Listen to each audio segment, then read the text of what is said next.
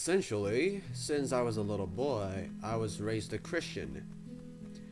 I was not only a Christian, I was very religious in my teenage years, preaching God to my friends. Heck, I even skipped my last class of the day in school along with my other friends, and we had our own Bible class.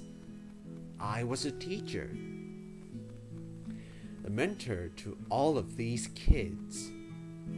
It disappointed me that my mother didn't let me go to a private school for my religion.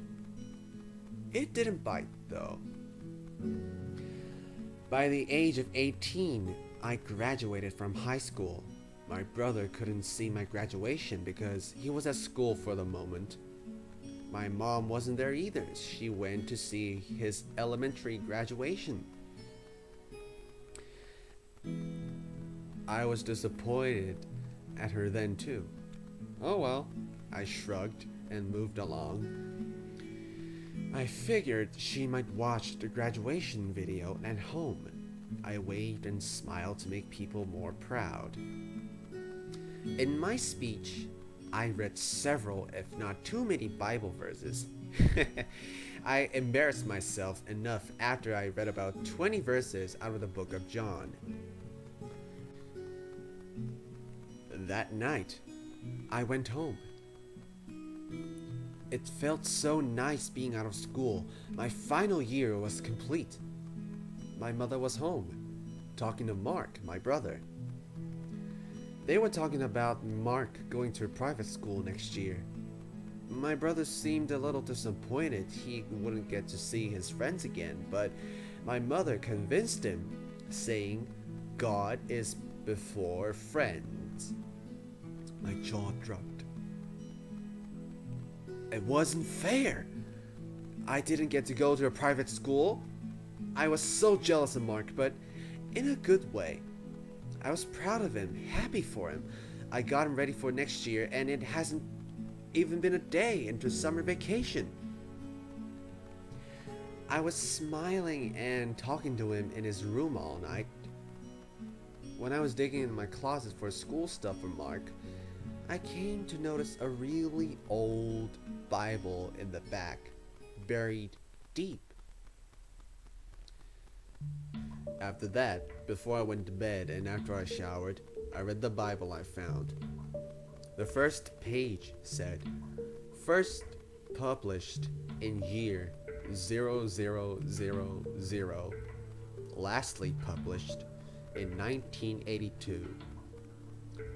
I flipped to the next page that listed all of the Gospels on it, but something was up with it. It included the lost Gnostic Gospels, and I've read those too, but I'd never seen the usual Gospels and the Gnostic ones in the same Bible at the same time.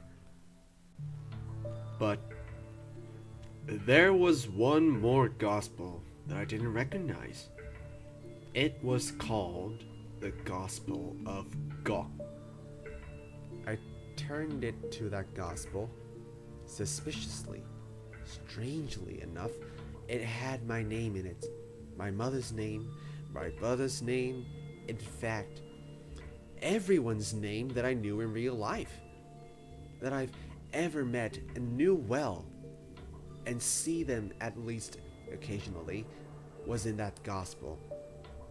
It filled about 12 pages, small font, and there were dates listed next to all of their names. I realized that the first dates were their birth year, and the second date must have been their death? How would the publishers even know my name, or my birth, or my friends and family members' names? Was it a weird coincidence? No, it couldn't be. I flipped through all of the pages, and I noticed some were in a red colored font. The red colored ones were the ones who I knew that already died. I didn't want to see anyone's death day, so I ignored that second date on all of them. But on the last page, I saw a gospel quote that said, "Oh, then kill the words which make one jealous. Kill those mouths which begot these words. Hang them to a tree with barbed wire." This has to be faked. The Bible wouldn't demand death, would it? There was another page, which was strange because I could recall this being the last page, but I guess I just didn't notice it. I turned over the page and read the Gospel's word. "'Tis not the Holy Bible whom makes such demands, though he does. Do this now, or thou shalt burn forever." It had to be a message from God. It was too coincidental to be true. But the only person who made me jealous was my mother? He wants me to kill my mother? I prayed a bit to the Lord, asking him to allow my mother to live. I heard my mother from downstairs say, "Gabriel, why are you still up? I know there is no school tomorrow, but you still have to go to bed." "Sorry, Mama," I said. I prayed again and then went to sleep. In my dream, a man with a messed up face was stalking me for hours. I finally shouted, "What?" Then I seen his face. His horribly messed up face. It reminded me of something. The man said, in the deepest and most unrealistic voice ever, "Kill thy mother, or thou shalt forever burn." "Who are you?" I asked. "I am," he announced in the same voice, and almost cut my sentence off with such a quick reply. I woke up a second later. All of the lights were off. Everyone was asleep. I noticed a sharp pain in my forehead. I reached, and there was a small note stapled to my forehead. It was more painful as I noticed it. I tried ripping it out, leaving me a small scream in pain and agony. I read the note as I held the cut. It was a gospel. "Giveth thy mother death, for then shall we be set." It couldn't have been a coincidence. Now I knew. All of this was really a message from God. God was telling me to murder my mother. So I went in her room. She was sound asleep. I almost cried. I never seen her wake again. Never again. I stabbed her with a kitchen knife, and she died quickly. She didn't have to die in pain. I fell on the ground, crying. "Please, God, take care of her!" I shouted to the heavens, waking my brother up. I looked at the note, noticing it had more words on it now.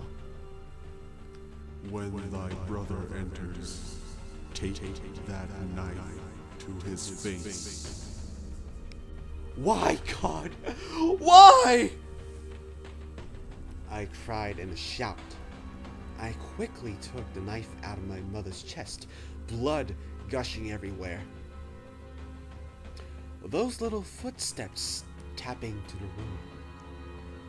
As soon as he entered, he asked, Hello?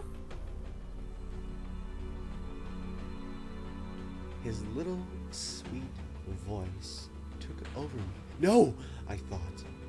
It was just a trick. My brother is Satan. He's making me believe he's cute and innocent.